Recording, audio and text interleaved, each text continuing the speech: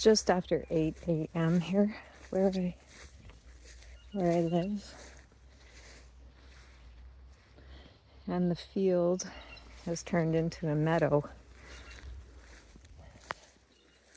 Soon the man that owns this land will be cutting it.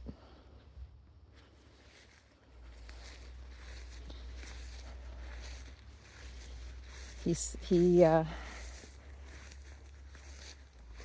uses his land for his income. So, and I can see he's just down at the end of the other field right now working. He harvests the meadow, the mixture of all kinds of clover and hay, and then he bales it and sells it to local farmers in the area. There's a lot of, he also owns all of this meadow. And his father first purchased the land, and then he continued to purchase farmland around here, and he was very good at maintaining his property. In the winter, the field further down is a deer yard, so it's where the deer gather. They don't usually herd, but in the winter they herd together for more warmth and protection. But he owns cedar groves. He owns quite a bit of land. Speaking to him the other day, and I told him he's a very wealthy man, even though he lives a humble life. And he doesn't live in a mansion. It's an old farmhouse. But he manages his land and his inheritance very well. And he works with it, with nature. He's very protective of his property.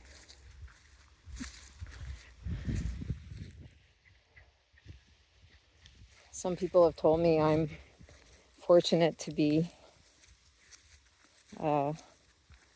given access to his land to walk on it, because he's very, very protective.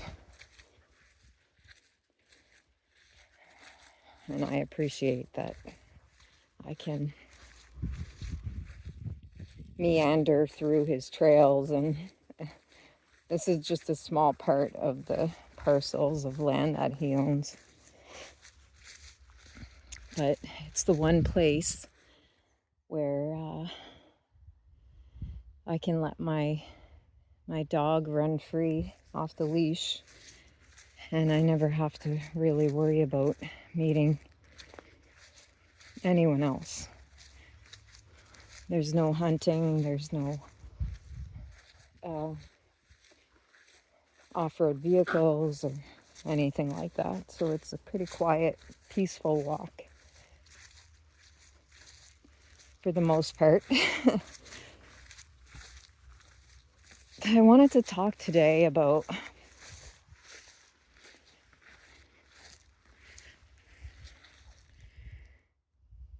my perception on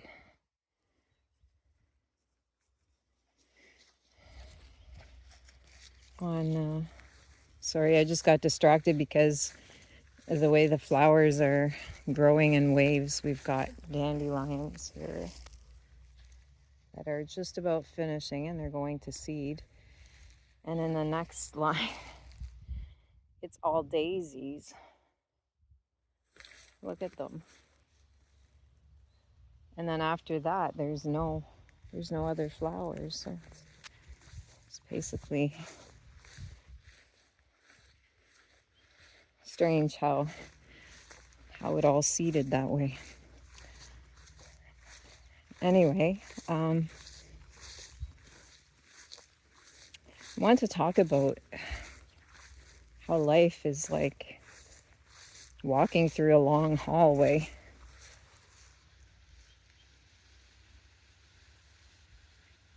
It's like walking through a long hallway that's a library of books and doors. It's a mushroom growing, and I think it might be a boule mushroom. Not sure. I'd have to pick it to identify it, but I'm not going to do that.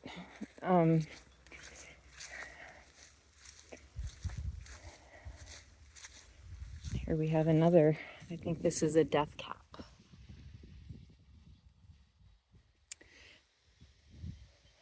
Dudley's moving a little slowly today because it's warm and he overheats quickly. So we take our time. He can't run through the grass anymore because it's grown over his head. And he likes to forage stop and forage along the way. Because dogs do. They eat grass. It must contain some kind of vitamin in it that they lack. But getting back to what I was talking about. Oh, here we have a real big group of death cap mushrooms.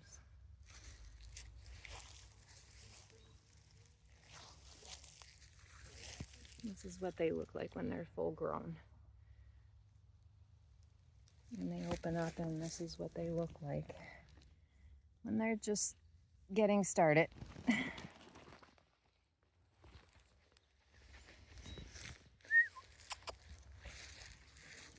And here we have a boule mushroom growing right next to them, and they are edible. Here we have some more. Let's go, Dudley. Come on. So in this hallway of I guess what people would call Akashic Records, this library, this long corridor that we walk through life. There's going to be openings, there's going to be doorways that have soul traps. And they're always going to look like the easiest or the shortest way to get to what you want to achieve.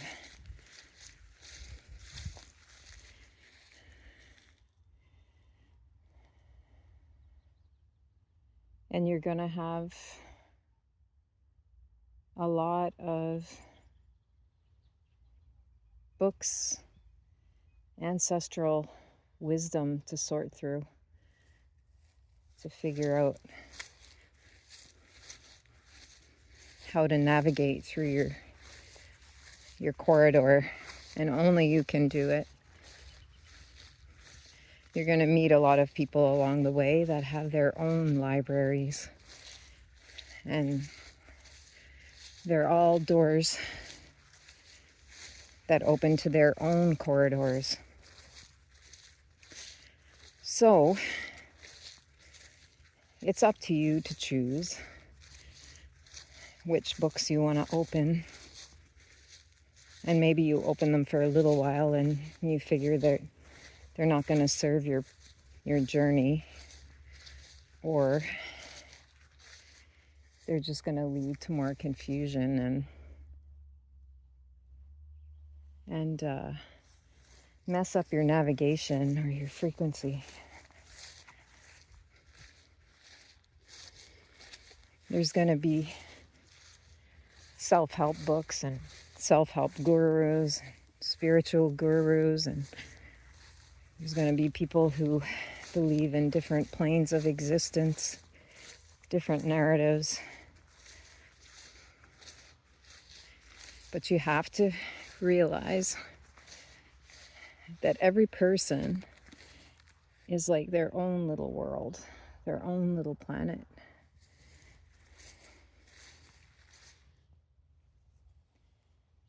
And trying to capture the dragonfly.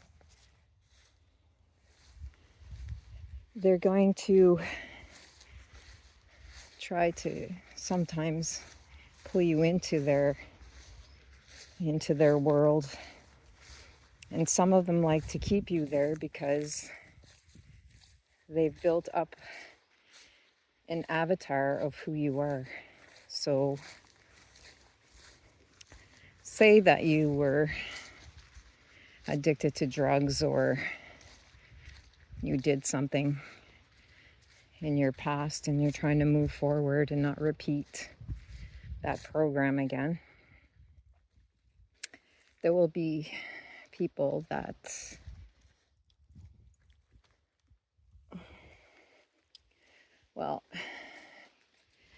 they're not going to support you, because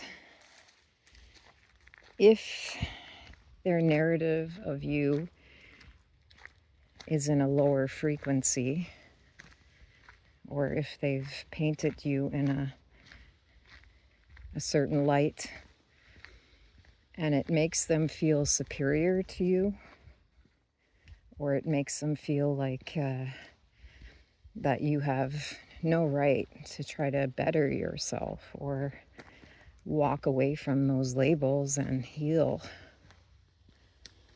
because then you no longer feed the narrative that they're trying to create in their own world. Then they're gonna glitch, and they're gonna get angry, and they're going to start trying to trigger you or trap you back into a lower frequency with them. And this can be family members, it can be old friends that have bad habits or make unwise decisions for themselves about their health and their welfare. But the system of governmental society is set up that way. So what you'll see a lot of on the internet, you know, we are a frequency. So if we set off an algorithm and we're looking at something that maybe helps us on our journey, well, then they will obviously apply distractions into your news feed, or they will try to instill fear,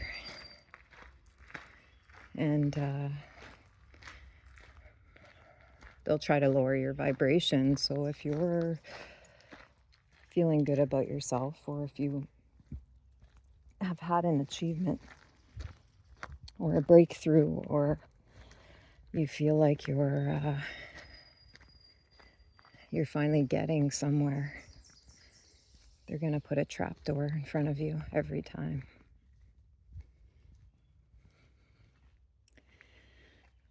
And that's part of the library. That's part of the lessons. It's a very old spruce tree.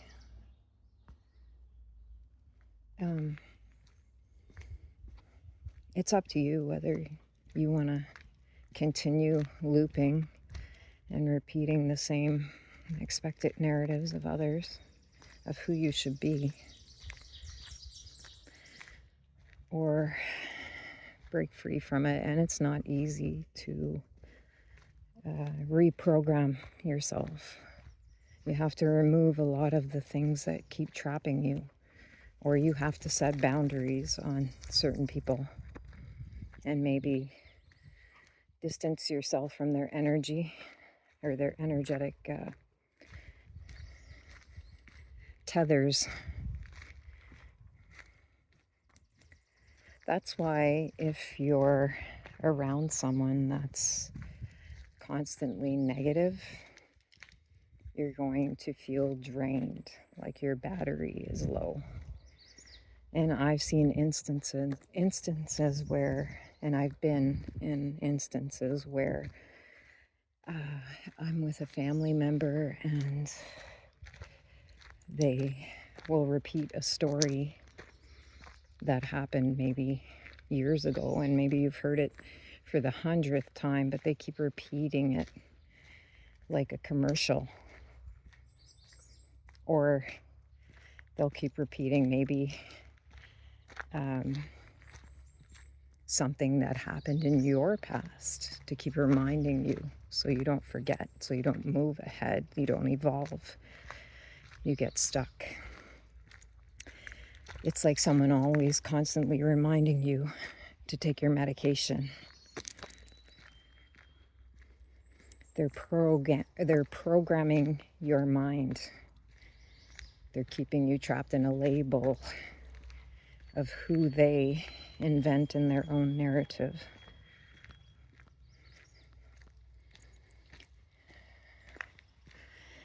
And once you start to do well for yourself and you're gaining more health and more abundance, they get extra competitive. You'll see that. And sometimes people that compliment you are actually secretly full of envy.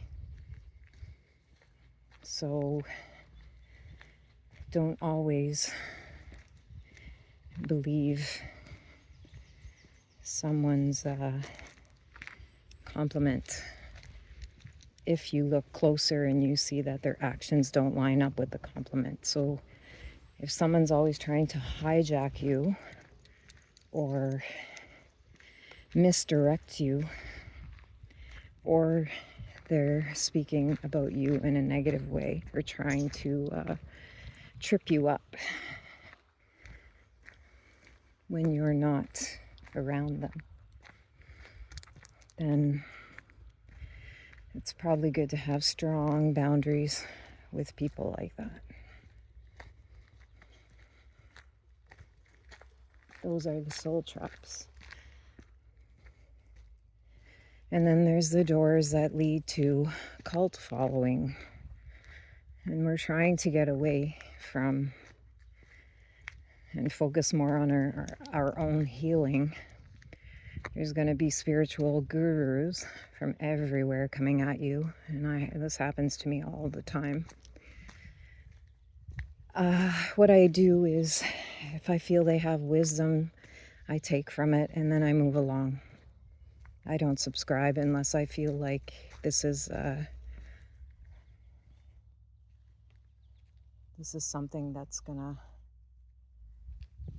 benefit myself, and that it's some wisdom that I can pay forward to other people to help them. But I do believe that supporting channels that are teaching you something worth, something that you can use in your daily life is a good thing. Because the less we stop, the more we stop supporting corporations and schooling systems and take the wisdom and share it between each other, then the more independent we will be of the systems that try to program us into their narratives.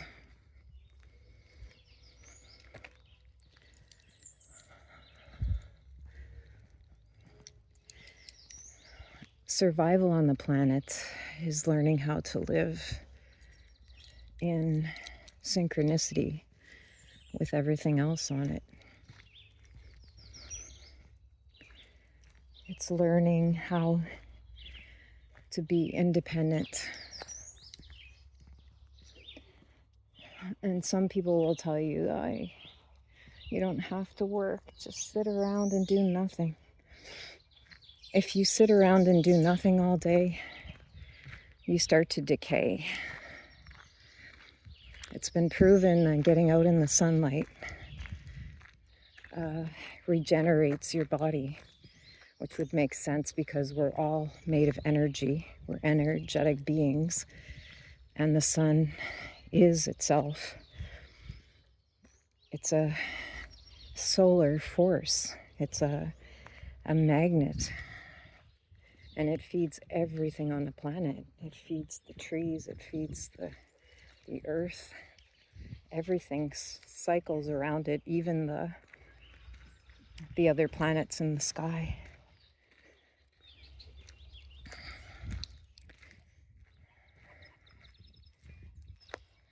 It's like a perfect dance.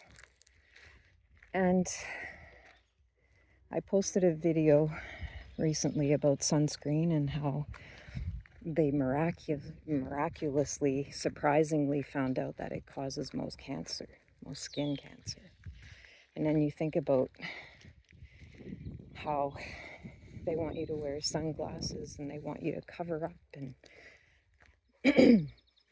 but if you look around at nature, I mean, do you see trees getting cancer? Do you see grass getting cancer? Yeah, try to get a shot of the heron. We're at the end of that peninsula.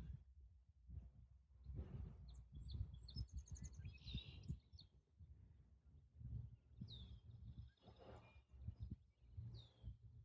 quiet.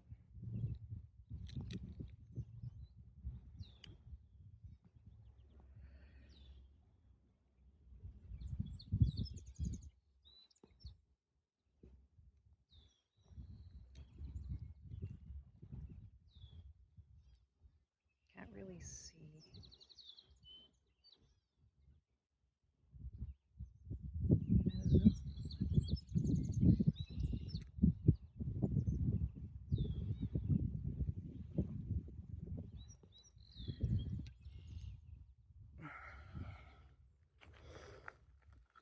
I get distracted easily by birds and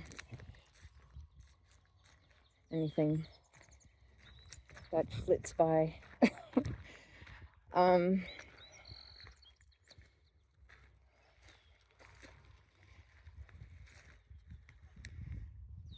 It's all just, we're all just pretty much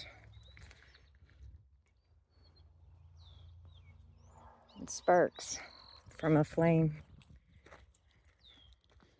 We're like little stars walking on the planet waiting to go supernova one day.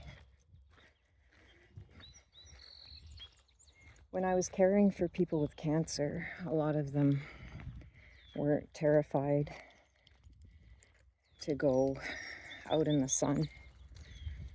They were told that it causes cancer.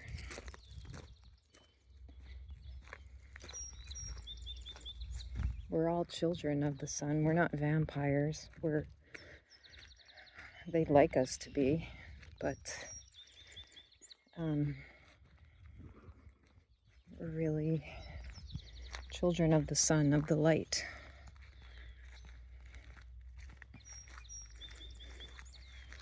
And we've been given this beautiful home.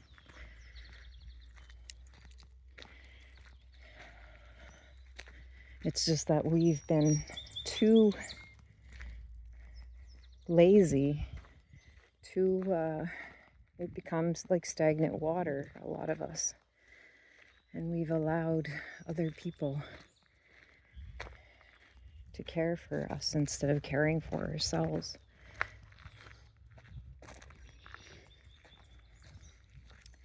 And we've allowed programming into our body and trusting things that we never should have trusted.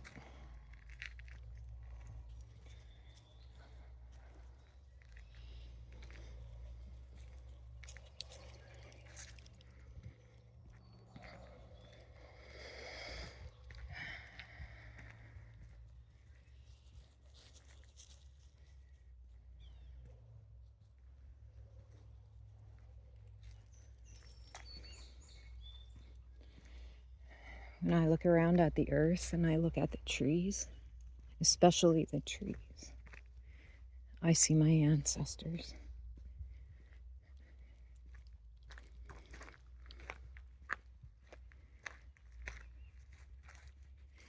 Every tree represents a family. They're all so different, but they all store their DNA in their seeds. It helps them build reserves against invaders and drought, and they store the wisdom in the seeds, and then the seedlings come up with all that wisdom to evolve.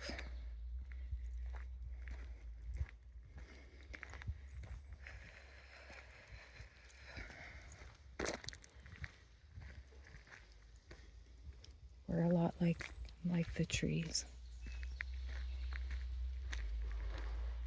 A lot of us have been through different traumas and lessons, and some of it was harder because it was programmed.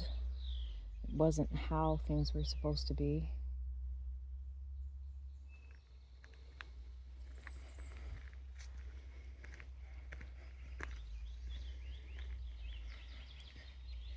But we're like arrows being shot into the future. We're not meant to go backwards. We're meant to go ahead. We're meant to move forward and evolve with the planet in a natural way.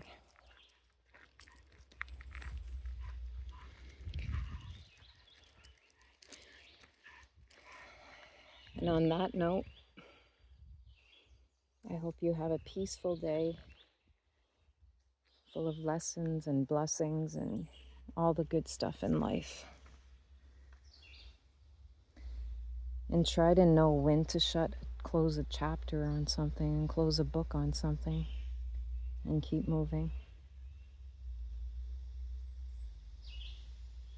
I love you.